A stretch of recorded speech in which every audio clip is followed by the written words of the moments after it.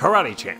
Another old arcade game, and another innovative one at that, as this Data East title helped popularize the one-on-one fighting game genre, which completely blew up in the 90s. Until then, though, Data East had to deal with the obvious imitators, and one of those incidents led to an oft-forgotten but rather important legal case from this time. Enter International Karate by British PC developer System 3, which has a very similar 1v1 karate game setup and was released in European markets to wide success. The game was then brought over to America thanks to Epyx, was retitled World Karate Championship, and found even more success.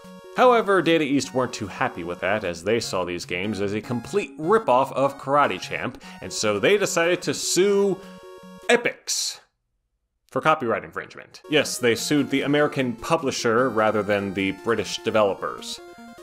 This still bothers me to this day. Now, there are intricacies to how these games play, but well, it's not too difficult to see why Data East went ahead with this suit, and the first court who presided over the case even ruled in their favor because of these similarities. However, Epyx appealed the ruling to a higher court and ended up getting that decision reversed on the basis that, while both games do play very similarly, they only do so because they both display common rules and features within the sport of karate.